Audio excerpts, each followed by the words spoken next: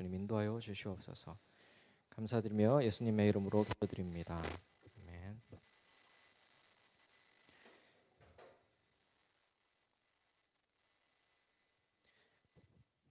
예, 오늘 성경통도 이제 마지막 주죠. 마지막 주가 되었습니다. 예, 그동안 달려오신 여러분들 정말 수고 많으셨고요. 오늘 이제 요한계시록까지 원래 다 강의를 해야 되는데 요한계시록만 하더라도 이게 분량이 한 최소한 30분은 해야겠더라고요. 그래서 요한계시록 전까지 요한 3서까지 오늘 강의를 하고 요한계시록은 다음 주에 신정아 전도사님이 강의를 해주실 겁니다. 그러니까 한 주 더 늘어났으니까 뒤처지신 분들 마지막까지 이번이 기회입니다. 마지막까지 완주하셨으면 좋겠습니다. 자, PPT 화면 띄워주시고요. 자, 바울의 3차 전도 여행 이후 이제 로마행부터 이제 설명을 시작하도록 하겠습니다. 사도행전 20장 이후의 내용이고요. 신약 성경을 이렇게 보시면은 총 27편의 책으로 되어 있습니다. 그 중에서 바울 서신이 이 가운데 있는 여기 안 나오네요. 가운데 파란색으로 되어 있는 부분이 바울이 쓴 서신이고 총 13편이에요.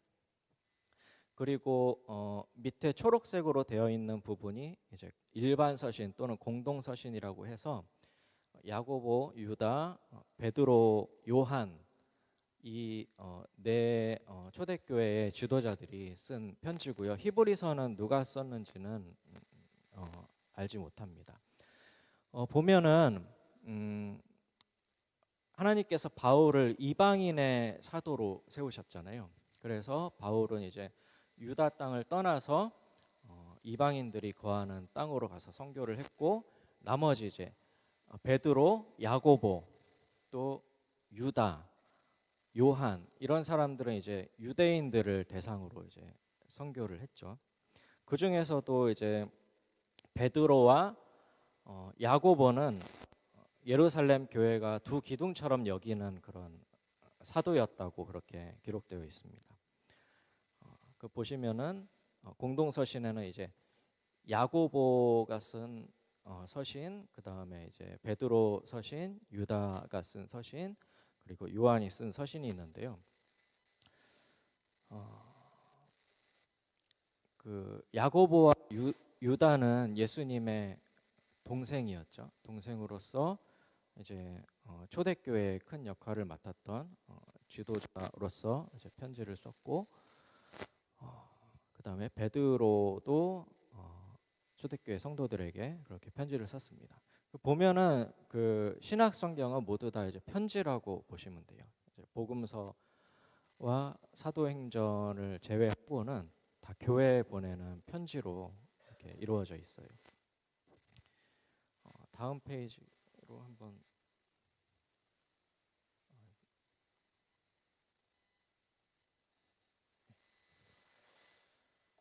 이제 바울이 3차 전도 여행을 마치고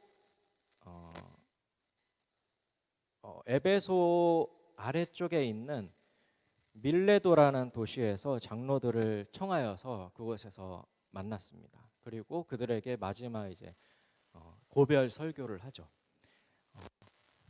성령이 각 성에서 내게 증언하기를 결박과 환난이 기다린다고 한다. 하지만 나는 이 복음을 전하는 일, 내가 달려갈 길과 주 예수께 받은 사명, 곧 하나님의 은혜의 복음을 증언하는 일을 마치려 하면은 내 생명조차 조금도 귀한 것으로 여기지 않노라 하면서 그들에게 고별 설교를 합니다.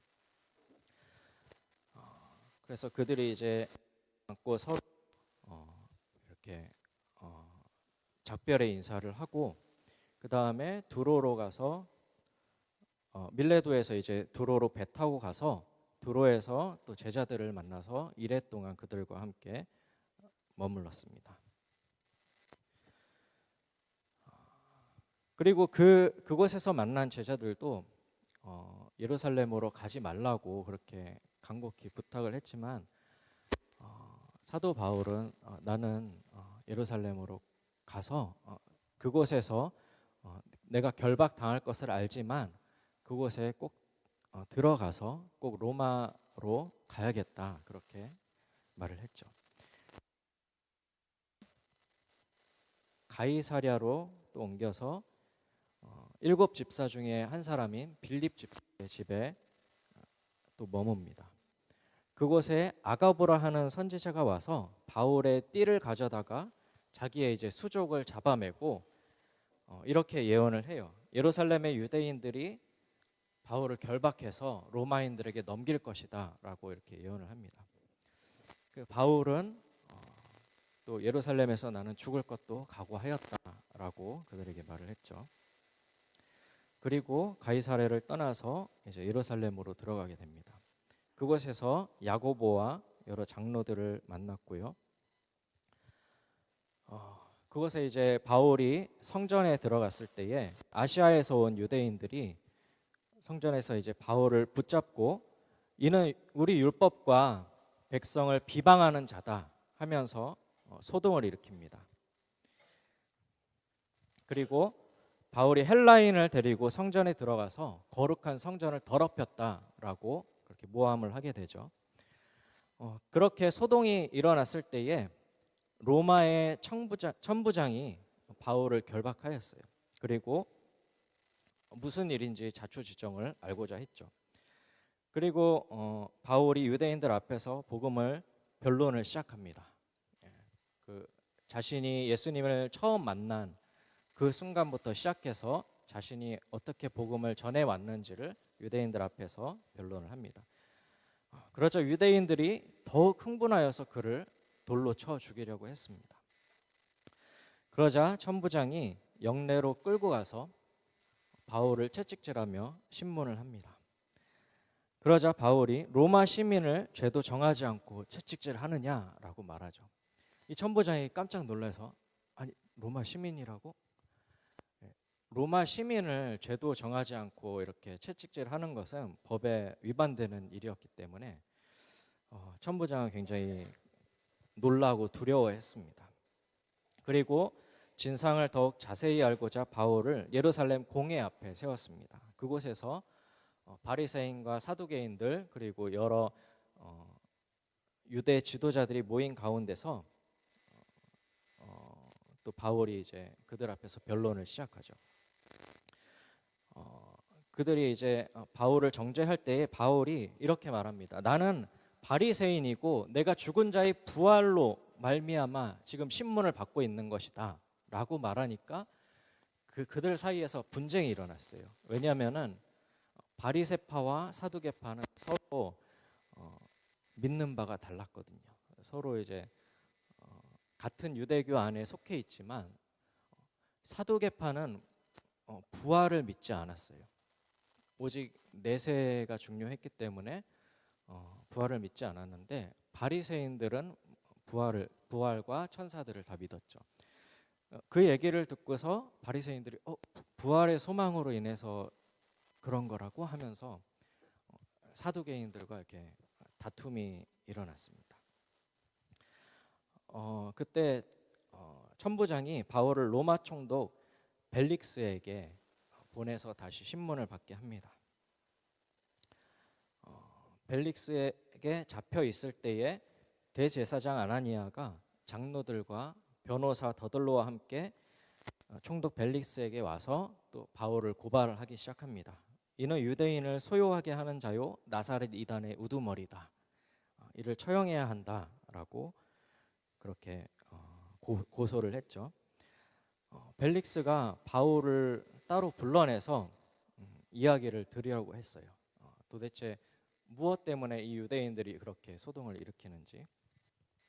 그래서 그곳에서 갇힌 가운데 벨릭스가 바울의 얘기를 많이 들었고요. 그 다음에 벨릭스가 그 일을 사임하고 다음 총독 베스도가 왔는데 그 베스도가 바울에게 내가 예루살렘에 가서 신문을 받겠느냐라고 하니까 바울이 아니다, 나는 가이사에게 상소하겠노라, 그렇게 말을 했습니다. 그렇게 해서 이제 가이사 로마 황제가 있는 그 로마로 가기로 이제 결정이 됐고, 그때에 그 유다 지방의 왕이었던 헤롯 아그리파 왕이 베스도에게 문안하러 왔을 때, 베스도가 이제 유다 총독으로 부임하고 그 부임한 것을 축하하고 문안하러 왔을 때 헤롯 아그리파 왕도 바울의 얘기를 한번 들어보자 해서 그 앞에서도 바울이 복음을 변론합니다. 바울이 이렇게 모든 복음을 변론할 때에 베스도가 바울아, 내 많은 학문이 너를 미치게 한다라고 말했습니다. 바울이 아그리파 왕에게 이렇게 얘기합니다. 선지자를 믿으시나이까? 믿으시는 줄 아나이다. 그러자 아그리파 왕이 내가 적은 말로 나를 권하여 그리스도인이 되게 하려 하는도다 라고 대답했고, 바울이 내가 이렇게 결박된 것 외에는 다 나와 같이 되기를 원합니다 라고 말을 했습니다. 그리고 그 변론을 들은 아그리파 왕과 베스도의 결론은 이 사람은 사형이나 결박을 당할 만한 아무런 행위가 없다라는 것이었어요. 가이사에게 상소하지 않았더라면 그냥 풀려날 수 있었을 텐데 가이소에게 상소해서 잡혀서 로마로 갈 수밖에 없구나라고 그렇게 얘기를 했습니다. 그리고 바울은 이제 배를 타고 로마로 떠나게 되죠. 로마의 백부장 율리오에게 바울 후송을 맡겼고요. 시돈에서 출발해서 무라로 갔습니다.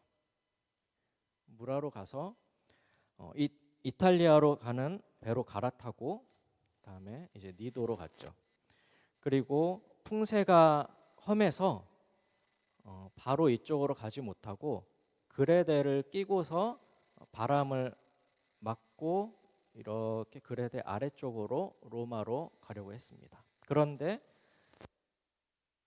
유라굴로라는 광풍을 만나서 바람에 밀려가게 됩니다. 그들이 여러 날 동안 풍랑 가운데서 먹지도 못하고 그렇게 풍랑과 싸우면서 그 배에 있는 짐과 기구들도 다 버리고 바울이 내 말을 들었으면 좋을 뻔하였다. 내가 이곳 그레데에 있는 항구에서 머물자고 했을 때 여기서 머물렀으면 좋았을 뻔했다. 그러나 이제 안심해라. 아무도 생명에는 손상이 없겠고 하나님께서 나를 반드시 로마로 데리고 가주실 것이다 라고 말을 했어요. 그리고 그렇게 풍랑이 일은 지 열나흘이 지나서 한 섬에 도달했습니다. 여기에 이제 멜리데라는 섬에 도착을 했어요. 배 탄 사람들 중에 한 사람도 다치거나 죽은 사람 없이 멜리데 섬에 다 올라왔습니다. 그때 멜리데 섬의 원주민들이 그들을 영접했고요. 그들에게 이제 불을 피워주고 따뜻하게 몸을 말릴 수 있도록 해주었습니다. 그런데 불을 쬐고 있다가 바울이 갑자기 숲에서 나온 독사에 물리게 된 거예요. 그래서 그 땅의 원주민들이 깜짝 놀랐죠. 저 사람이 살인을 했나 보다. 왜냐하면 그가 이렇게 바다에서 구조를 받았는데도 공의가 그를 살지 못하게 독사로 물게 해서 죽게 하는구나 라고 그렇게 생각을 했어요.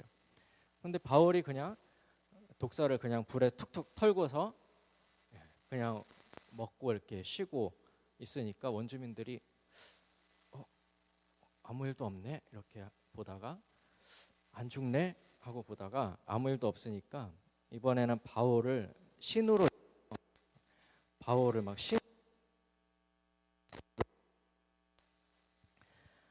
그 섬에서 가장 높은 사람 보블리오라는 사람이 그 무리를 친절하게 영접했고 보블리오의 부친이 열병과 이질에 걸려서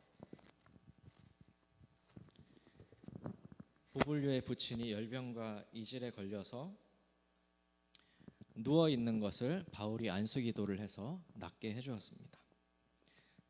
그러자 그 소문을 듣고 섬에 있는 모든 병든 자들을 바울에게 데리고 와서 그들이 고침을 받았습니다.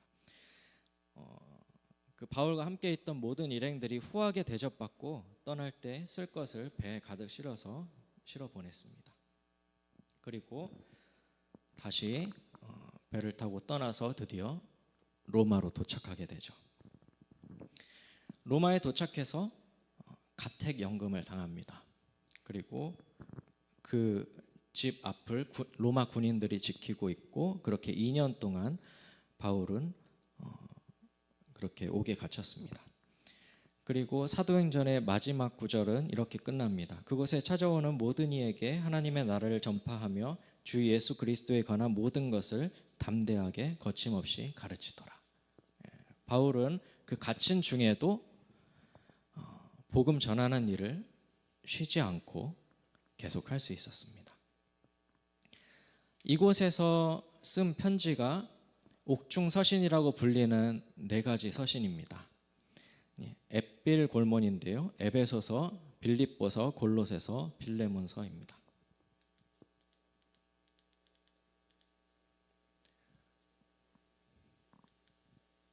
로마에서 빌립보 교회에 먼저 편지를 보냈죠. 빌립보서는 감사와 기쁨의 서신이라고 할 수 있어요. 기쁨이라는 단어가 15번이나 나옵니다. 빌립보 교회는 바울의 선교를 적극적으로 도왔던 사람들이었어요. 나의 기쁨이요 면류가 아닌 사랑하는 자들이라고 불렀고요. 너희가 첫날부터 이제까지 복음을 위한 일에 참여하고 있기 때문이다 라고 말을 하면서 그들에게 감사와 기쁨을 표했습니다. 빌립보 성도들은 바울의 동역자 에바브로디도의 병이 낫기를 간절히 기도했고, 그의 병이 낫는 그런 기쁜 일들을 경험하기도 했습니다. 바울의 사역에 물질적으로 지속적으로 도움을 준 그런 교회였습니다. 하지만 이 빌립보 교회에도 문제가 있었는데 허영과 다툼이 있었다는 것입니다. 바울의 서신 뒷부분에 나오는 부분에 보면은 내가 유오디아와 순두계를 권하노니 주 안에서 같은 마음을 품으라 라고 그들에게 권하고 있습니다. 유오디아와 순두계라는 빌립보 교회의 두 성도가 서로 다투는 일이 있었는데 그들에게 주 안에서 같은 마음을 품으라 라고 바울이 권면을 하는 것이죠.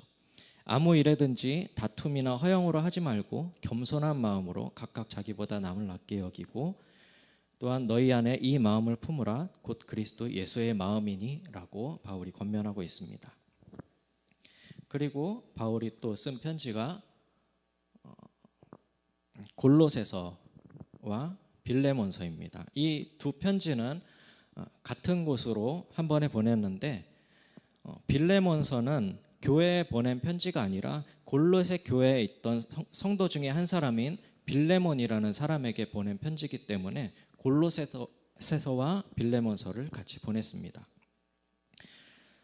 골로새서는 그리스도의 충만에 대해서 말을 하고 있습니다. 그는 몸인 교회의 머리시라. 하나님 아버지께서는 모든 충만으로 예수 안에 거하게 하시고 십자가로 만물을 화목하게 하셨다. 또 너희가 그리스도와 함께 살리심을 받았으면 위의 것을 찾으라. 거기는 그리스도께서 하나님 우편에 앉아 계시느니라. 위의 것을 생각하고 땅의 것을 생각하지 말라. 땅의 것은 음란과 부정과 사욕과 악한 정욕과 탐심과 분함과 노여움과 악한 비방과 거짓말이다. 이러한 옛사람과 그 행위를 벗어버리고 또한 긍휼과 자비와 겸손과 온유와 오래 참음을 옷 입고 서로 용서하고 이 모든 것 위에 사랑을 더하라. 이는 온전하게 매는 띠니라 라고 골로새 교인들에게 권면을 했습니다.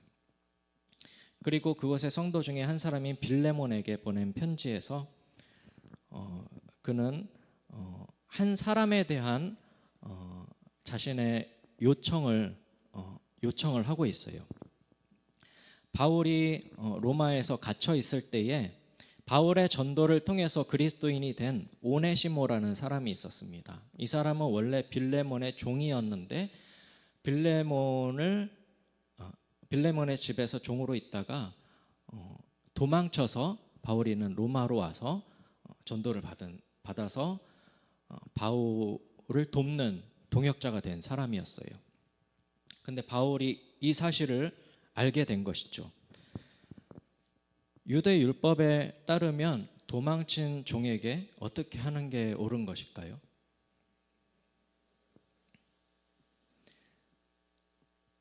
신명기를 읽으셨는데 혹시 그 중에 이 법을 기억하셨다면 굉장한 기억력을 가지고 계신 거겠죠.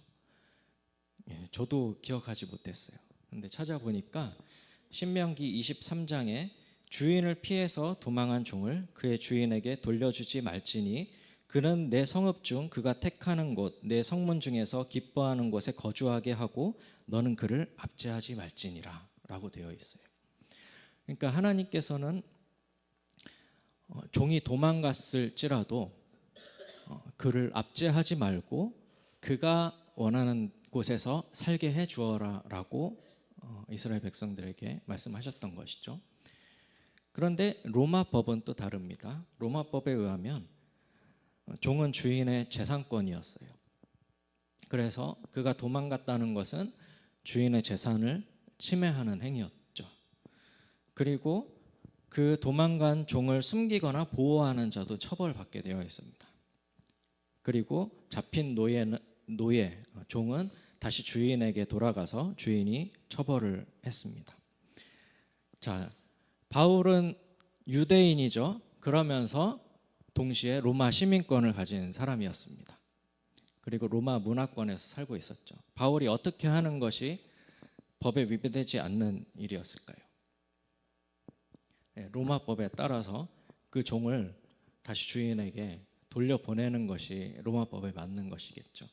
하지만 바울은 그렇게 하지 않고 그의 주인인 빌레몬에게 편지를 써서 이 오네시모가 비록 도망가긴 했으나 나의 쓸 것을 많이 채워주었다. 나의 동역자가 되었다. 이는 정말 감사한 일이다라고 하면서 이후로는 그를 종과 같이 대하지 아니하고 종 이상으로 사랑받는 형제로 둘지니라라고 권면을 하고 있어요. 그리고 그를 영접하기를 내게 하듯 하고 그가 만일 내게 불의를 하였거나 내게 빚진 것이 있다면 그것을 내 앞으로 계산해라 라고 말을 합니다. 사망은 나에게 생명은 너에게 이것이 바울이 따랐던 하나님 나라의 법이었던 것이죠. 그리고 바울이 또 에베소 교회에 편지를 쓰게 됩니다. 15주차 PPT 한번 띄워주세요.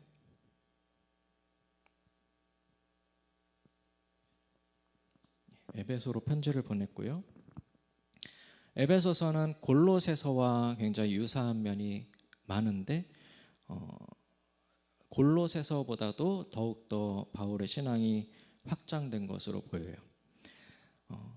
하나님께서 그리스도 안에서 하늘에 속한 모든 신령한 복을 우리에게 주셨다라고 말하고 있습니다. 그리고 창세 전에 그리스도께서 우리를 택하셨다.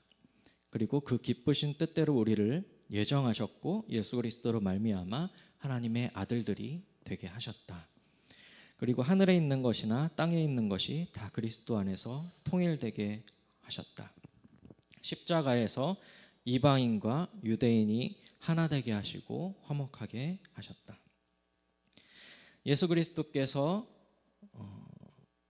버림받았지만 모퉁이 돌이 되셨고 그의 안에서 서로 연결하여 한 성전으로 지어져 가는 것이다. 평안에 매는 줄로 성령이 하나 되게 하신 것을 힘써 지키라 라고 하면서 바울이 교회됨의 의미가 무엇인지를 에베소 성도들에게 말하고 있습니다. 교회는 그리스도의 몸이고 우리는 그리스도 안에서 하나가 되었다라고 말을 하고 있습니다. 그리고 그 하나가 된 이들의 실제적인 행동 지침으로 아내와 남편 사이에 지켜야 될 것, 자녀와 부모 사이에 지켜야 될 것, 그리고 종과 상전 사이에 지켜야 될 행동에 대해서 그들에게 권면을 하고 있습니다. 이렇게 바울이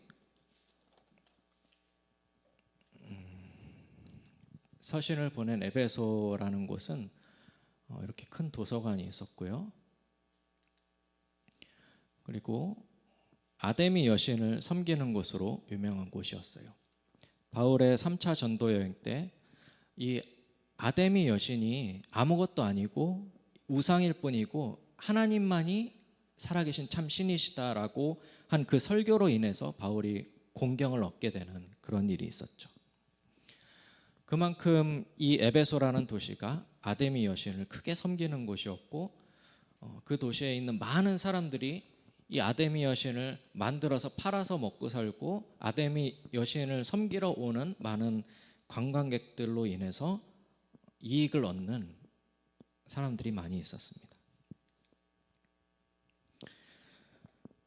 그리고 이제 바울의 마지막 서신으로 목회 서신이라고 불리는 디모데 전후서 그리고 디도서가 있습니다. 디모데는 바울의 전도 여행에 같이 참여했던 동역자로 믿음 안에서 참 아들 된 자라고 바울이 소개하고 있습니다. 바울은 그를 보내서 에베소 교회를 섬기게 하였고요.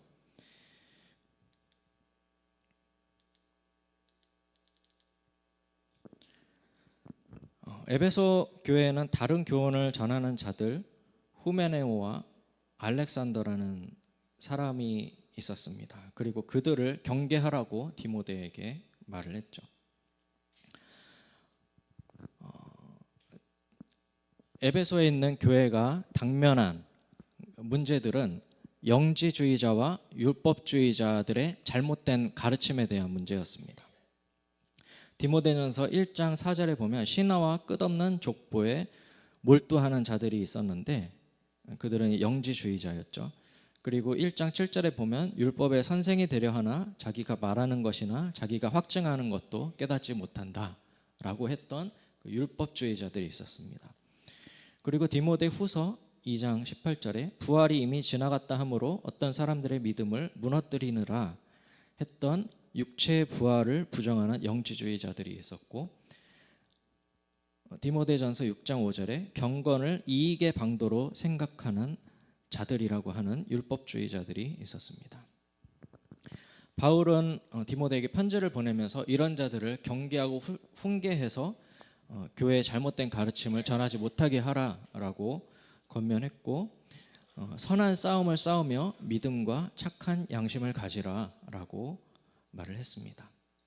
그리고 감독의 자격에 대해서 말을 하는데 초대교회에서 이제 감독이라고 하는 것은 그 교회를 이제 담당하고 있는 지금으로 치면 이제 담임 목사와 같은 그런 위치였어요. 교회를 이제 섬겨야 되는 위치에 있었죠. 감독의 자격에는 책망할 것이 없으며 한 아내의 남편이 되며 절제하며 신중하며 단정하며 나그네를 대접하며 가르치기를 잘하며 술을 즐기지 않으며 구타하지 아니하며 관용하며 다투지 않고 돈을 사랑하지 않으며 자기 집을 잘 다스려 자녀들로 모든 공손함으로 복종하게 하는 자가 감독의 자격이 있다라고 그렇게 이야기했습니다. 그리고 집사의 자격으로는 정중하며 일구이연하지 않으며 술에 임박히지 않으며 더러운 이익을 탐하지 아니하며 깨끗한 양심과 믿음의 비밀을 가진 자라야 한다라고 그렇게 이야기하고 있어요. 바울의 서신에서 이 목회 서신은 바울의 순교 당하기 직전에 바울이 나이가 많이 차서 쓴 서신이었거든요. 그렇기 때문에 바울이 초반에 썼던 갈라디아서나 데살로니가 전후서와는 조금 이제 바울의 어떤 생각이 좀 달라졌다는 것을 느낄 수 있는 것이 갈라디아서나 데살로니가 전후서에는 바울의 사도직을 변명하는 내용들이 많이 담겨 있었죠. 그리고 복음을 열정적으로 전하고 그리고 어떤 종말에 대한 이야기, 임박한 종말에 대한 그런 이야기, 그렇기 때문에 급박하게 복음을 전해야 한다고 하는 그런 어떤 분위기였다면, 이제 말년에 가서 썼던 목회 서신에는 바울의 생각이 조금 달라졌던 것 같아요. 종말이 생각하는 것처럼 그렇게 빨리 오는 것이 아니구나. 내가 있을 때 바로 예수님이 오는 것이 아니구나라는 것을 깨닫고 이제 후임을 세워서 교회를 든든히 세워야겠다라고 하는 생각을 했던 것 같아요. 그래서 이제 목회 서신에 보면은 감독의 자격, 장로의 자격, 집사의 자격 하면서 그들을 세워서 교회를 어떤 조직을 단단하게 하고 교회가 내가 죽고 나서도 교회가 든든히 서갈 수 있도록 하는 것에 좀 초점을 맞추고 있다는 그런 분위기를 느낄 수 있습니다. 그리고 디모데전서 후에 디도서를 썼습니다. 디도는 같은 믿음을 따라서 나의 참 아들 된 디도라고 바울이 이야기했고요. 디도는 그레데 섬의 목회자로 바울이 보냈습니다. 요거 그레데 섬에 디도를 목회자로 보냈고요. 이 그레데인들은 문제가 많이 있었던 것 같습니다. 항상 거짓말쟁이며 악한 짐승이며 배만 위하는 게으름 뱅이다. 그 당시에 이제 그레데인 같다라고 하면은 그것이 욕이었다고 해요. 그만큼 그레데인들이 좀 품성이 좋지 않은 그런 사람들이었던 것 같습니다. 그래서 그런 험악한 곳에 사람을 보낼 때는 좀 강력한 사람을 보내야겠죠.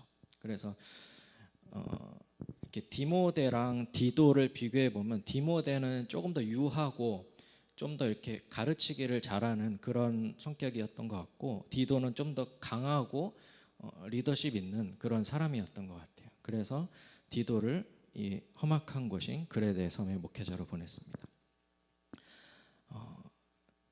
이렇게 그레데인들이 이렇게 악하다는 증언이 참되도다. 그러므로 내가 그들을 엄히 꾸짖으라라고 권면을 하고 있고요.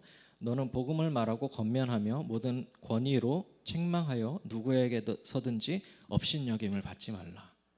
그러니까 디모데에게 권면하는 거랑 좀 분위기가 다르죠. 권면하고 권위로 책망하고 업신여김을 받지 말고 이런 말을 했다는 것 자체가 그레데 섬이 참 목회를 하기에 쉽지 않은 곳이었다라는 것을 알 수가 있습니다. 그리고 사도 바울의 순교하기 전 마지막 서신은 디모데 후서입니다. 사도 바울은 AD 64년부터 67년 사이 정도에 로마에서 참수형을 당했다고 그 전승에 의하면 그렇게 전해져 있어요. 디모데 후서를 보면은 참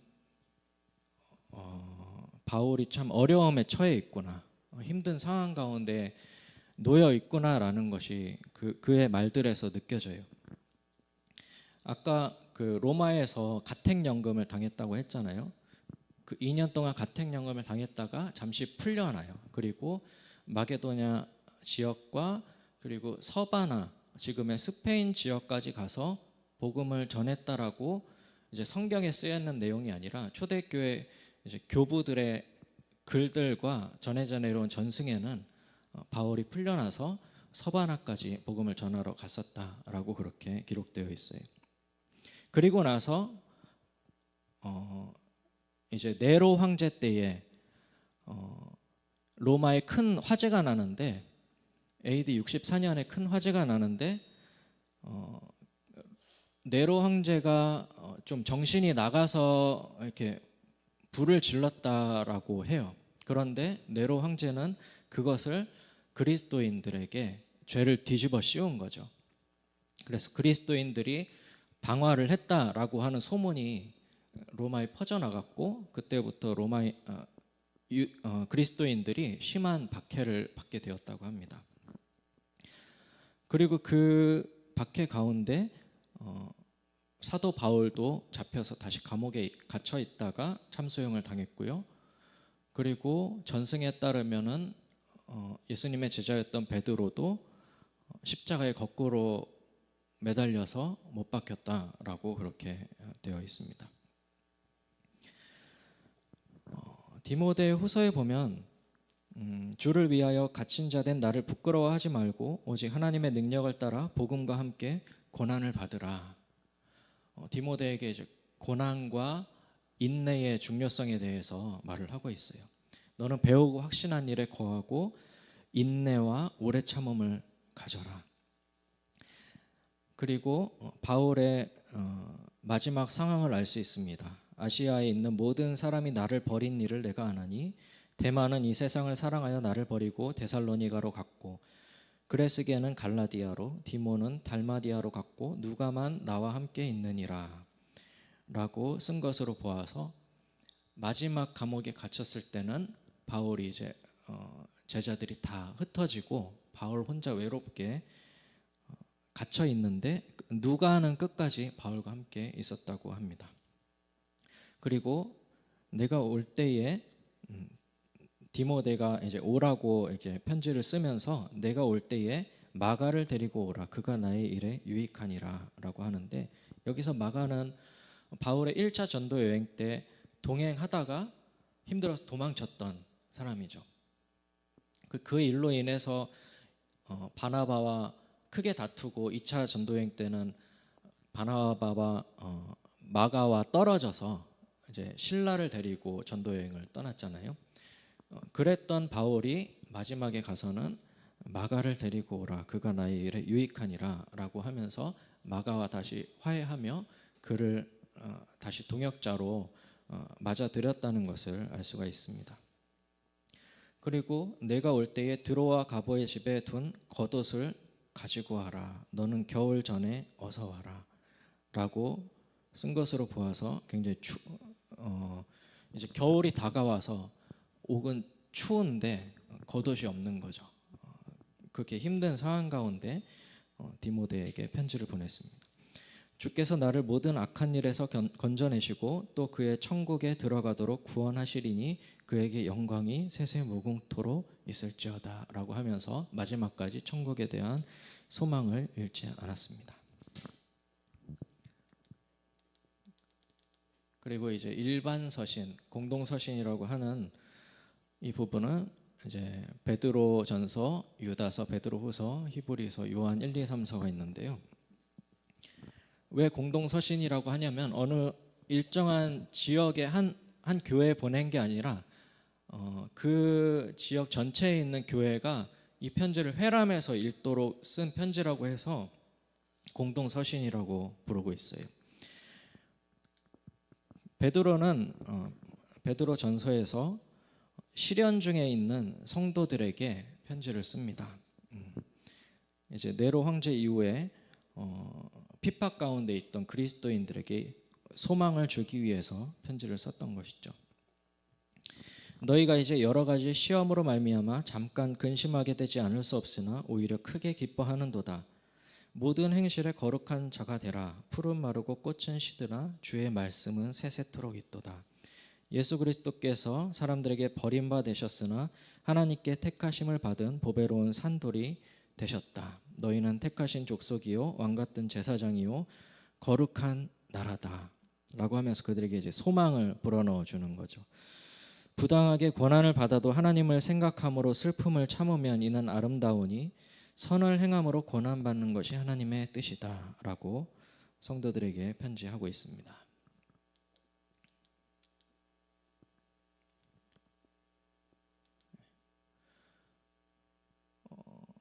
초대교회 성도들은 이제 초기에는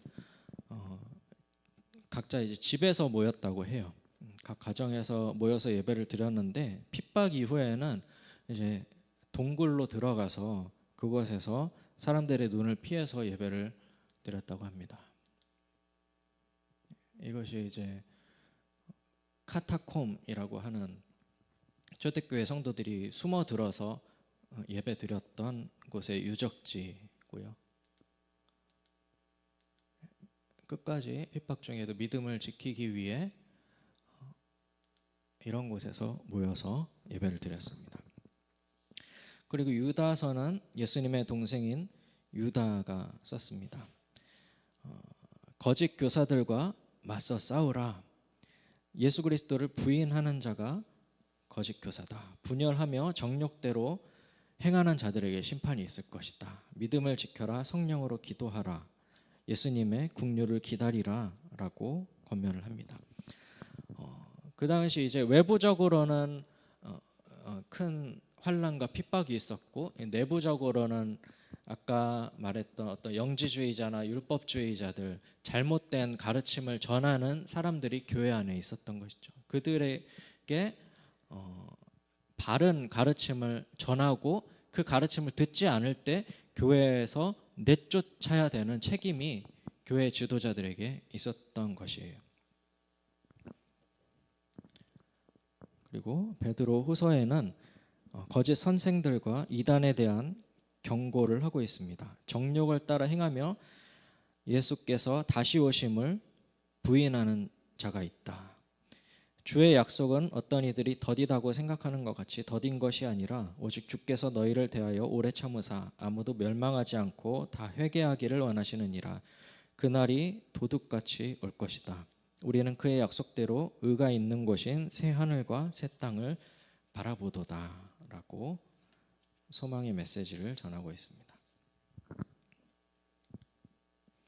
그리고 히브리서는 저자를 알 수 없지만 끝인사 부분에 우리 형제 디모데라고 하고 있어요. 그런 걸 봐서는 디모데와 연관이 있는 사람 중에 한 사람이겠죠. 그리고 유대인들의 어떤 율법이나 제사법, 성전에 대해서 잘 알고 있는 사람이 썼을 거예요. 왜냐하면은 유대인들의 그런 어떤 문화와 관습과 예수 그리스도를 비교해서 예수님이 더 뛰어나신 분이다라는 것을 변증하는 서신이었거든요. 유대인들이 크게 자랑하는 것은 천사, 또 선지자들, 모세, 또 성전, 제사장, 율법 이런 것들이었어요.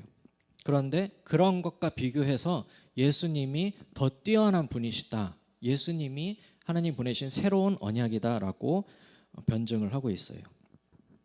천사보다 예수님께서 뛰어나신 것은 그들보다 더욱 아름다운 이름을 기업으로 얻으셨기 때문이다. 천사 중 누구에게 너는 내 아들이라 한 일이 있느냐? 천사는 하나님을 섬기는 종으로 있지만 예수님께서는 하나님의 아들로서 우리에게 오셨고, 예수님을 따르는 자들은 예수님과 함께 하나님의 아들로서 살아가게 되는 것이다 라고 말하고 있어요. 그리고 예수님께서 모세보다 뛰어나신 것은, 모세는 종으로서 하나님의 집에 신실하였지만 예수님께서는 아들로서 하나님의 집에 계신 분이시다라고 하고 있고요.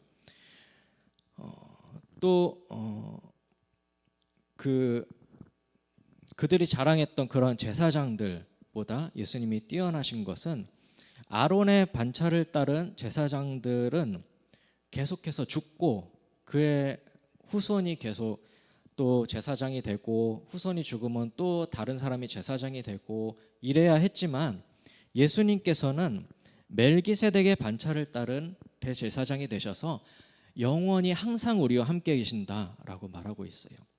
이 멜기세덱에 대해서는 창세기에 나오는 내용인데 기억하시죠? 아브라함이 조카 롯을 다시 되찾아올 때 살렘 왕이자 제사장이었던 멜기세덱이 아브라함을 맞으러 나갔고, 아브라함은 그에게 10분의 1을 바쳤고 멜기세덱이 그를 축복했어요. 그 창세기 내용을 가지고 와서 예수님은 이 멜기세덱처럼 족보도 없으시고 시작과 끝도 없고 항상 제사장으로 있다. 그리고 아브라함이 그에게 멜기세덱에게 11조를 바치고 멜기세덱이 복을 빌어준 것을 잊지 못했느냐? 바친 자가 더 아래에 있고 축복해주는 자가 더 위에 있는 것이다. 그리고 그 제사장 가문인 레위도 아브라함의 허리에서, 아브라함 안에서 멜기세덱에게 10분의 1을 바쳤고 그에게 축복을 받은 것이다 라고 얘기를 하는 거예요. 그러니까 예수님께서는 그 인간 제사장들처럼 계속 바뀌는 제사장이 아니라 우리와 영원히 함께 하시는 그런 제사장이시다라고 말하고 있어요. 그러므로 우리는 긍휼하심을 받고 때를 따라 돕는 은혜를 얻기 위하여 은혜의 보좌 앞에 담대히 나아갈 것이라. 그러면서 우리가 많이 찬양했던 예수님의 피를 힘입어서 담대히 하나님께 나아가라고 그렇게 권면하고 있습니다. 그리고 율법은 옛 언약이고 그림자일 뿐이지만 하나님께서는 예수님을 통하여서 우리에게 새 언약을 주셨다. 그리고 새로운 성막을 주신 것이고 그는 한 번의 희생으로 완전한 제사를 드리셨다라고 말을 하고 있습니다. 그리고 이제 후반부에 가서 믿음은 바라는 것들의 실상이요 보이지 않는 것들의 증거니 하면서 11장에 믿음으로 살아왔던 믿음의 선조들의 이름을 쭉 나열하고 있어요. 그리고 이제 마지막으로 요한이 썼던 서신 3가지가 있는데요. 요한은 예수님의 사랑하시는 제자라고 스스로를 소개했죠. 요한 서신을 보면은 요한복음의 문체와 비슷한 단어들이 많이 나타나요. 빛과 어두움, 진리와 거짓, 새 계명과 옛 계명, 사랑과 미움, 생명과 사망, 하나님께 속한 자와 세상에 속한 자, 이렇게 둘로 이렇게 나뉘어서 많이 이야기하는 것이 요한 서신의 특징입니다. 요한은 예수님의 사랑하는 제자답게 사랑에 대해서 계속 이야기하고 있어요. 사랑하는 자들아 우리가 서로 사랑하자. 사랑은 하나님께 속한 것이니 사랑하는 자마다 하나님으로부터 나서 하나님을 알고 사랑하지 아니하는 자는 하나님을 알지 못하나니 이는 하나님은 사랑이시니라 라고 하면서 초대교회 성도들이 서로 사랑할 것을 권면하고 있습니다. 그리고 요한 2서랑 3서는 각각 이제 한 장짜리 서신으로 되어 있는데 요한 2서는 택하심을 받은 부녀와 그의 자녀들에게 쓰고 있어요.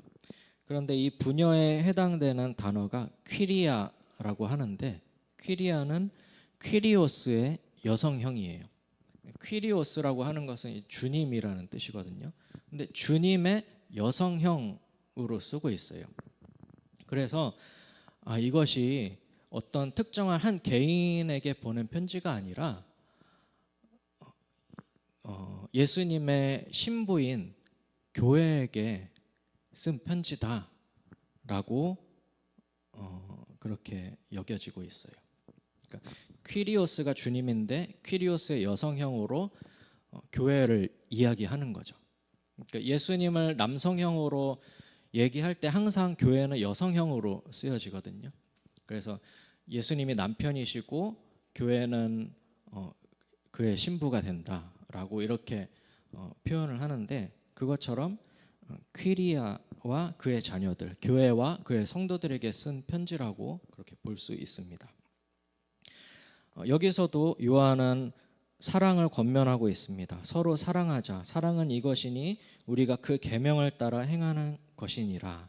그러면서 미혹하는 자, 거짓 선지자, 적 그리스도에 대해서 또 그들을 경계하라라고 말을 하는데 무엇이 적 그리스도냐? 예수 그리스도께서 육체로 오심을 부인하는 자가 적 그리스도라라고 이렇게 이야기를 해요. 그러니까 요한 서신에서 많이 등장하는 이제 단어가 거짓 선지자, 적 그리스도, 이것이 이제 요한 계시록에도 이어지는데 누가 거짓 선지자며 적 그리스도냐? 예수님께서 육체로 오심을 부인하는 자다. 영지주의자들인 거죠. 영지주의자들의 생각은 영은 선하고 육체는 악하기 때문에 예수님이 악한 육체를 입고 오셨을 리가 라고 해서 예수님이 이 땅에 오신 것은 영으로 오신 것이다. 그래서 그가 육체처럼 보였을 뿐이지 사실은 영이었다. 육체가 아니다. 라고 그렇게 거짓 가르침을 전했던 거예요. 근데 이제 요한과 많은 사도들이 이것이 이단적인 것이다. 거짓 선지자라고 이렇게 얘기를 했고, 또 반대로 예수님이 하나님의 아들이 아니라 그냥 단지 인간일 뿐이다. 인간 중에 그냥 뛰어난 사람일 뿐이다라고 하는 것도 이단적인 가르침이죠. 근데 초대교회 성도들은 이 여러 예수님에 대한 이단적인 가르침을 이겨내고 그 신학이 발전해서 지금까지 이어져 오게 된 거예요. 우리는 이것을 배워서 당연히 예수님이 인간이시면서 100% 하나님의 아들이셨다라고 이렇게 믿고 있지만, 그 당시에 이제 처음 이제 복음을 전해 들은 초대교회 성도들은 이것에 대해서 굉장히 혼란스럽고 무엇이 바른 가르침인지 알 수가 없었던 거죠. 자꾸 이렇게 거짓 선지자들이 와서 교회에 거짓 가르침을 전하면은 그런가? 그런 것 같은데라고 이렇게 혹할 수 있는, 그래서 잘못된 가르침을 따라갈 수밖에 없는 그런 위험한 상황이었는데, 하나님께서는 그의 사도들을 통해서 바른 가르침을 전하게 하셨습니다. 그리고 초대교회는 이 거짓 선지자들을 이겨냈던 거죠. 마지막으로 요한 3서는 사랑하는 가이오에게 쓰고 있어요. 여기는 이제 가이오에게 쓰면서 두 사람을 이제 비교해서 얘기하는데, 교회 중에 으뜸되기를 좋아하는 디오드레베라는 사람이 전도자들을 영접하지 않는다. 그리고 내가 전에 쓴 편지도 너희에게 전달되지 못하도록 방해를 했다라고 하면서 그를 교회에서 쫓아내라라고 이야기하고 있어요. 그러니까 디오드레베라는 어떤 사람이 교회 안에 성도처럼 있으면서도 그 성도 안에 하나 되는 것이 아니라 자기가 머리가 되려고 하고 으뜸되려고 하고 성도들을 잘못된 가르침으로 자꾸 빠지게 하는 그런 이단적인 사람이었던 것이죠. 그리고 그 당시에는 이제 기독교인들이 많은 박해를 받고 있을 때라 이제 순회 전도자들이 많이 있었어요. 그냥 이제 자기 잡을 갖지 않고 그냥 순회하면서 전도하는 것을 그 주로 이제 사명으로 삼고 사는 사람들이 있었는데, 그들을 돕는 것이 교회의 주요한 사명인데, 이런 디오드레베 같은 사람들은 그런 사람들이 교회에 오지 못하도록 그들을 이제 핍박하고 쫓아내고 그런 일을 했던 것이죠. 그런데 그와는 다르게 데메드리오라는 사람은 그는 훌륭한 사람이고 성도들을 사랑하는 사람이었다라고 둘을 비교하면서 그런 교회 안에 어떤 디오드레베 같은 사람은 쫓아내고 데메드리오 같은 사람을 존중하고 따르라라고 이렇게 권면을 하고 있는 거예요. 그리고 이러한 사도들의 가르침 가운데 초대교회들이 내부적으로 이단과의 싸움에서 승리했고, 외부적으로는 그 핍박하는 로마와의 싸움에서 승리해서 그 복음이 죽지 않고 살아서 우리에게까지 전달된 것이죠. 그리고 요한 사도는 이제 많은 사도들이 핍박당하고 이제 순교할 때에 그 나이가 많아서까지 살아서 반모라는 섬에 유배를 당합니다. 그리고 그 유배당한 반모 섬에서 환상을 보고 그 본 환상을 아시아에 있는 7교회들에게 편지로 써서 보내는데, 그것이 바로 요한계시록입니다. 그리고 이 이야기는 이제 다음 주로 넘어갑니다. 기대되시죠? 예. 신정환 동사님이 요한계시록에 대해서 아주 잘 알고 계시기 때문에 아주 잘 풀어서 설명해 주실 것이라고 생각합니다. 예, 우리 함께 찬양하고 기도하겠습니다.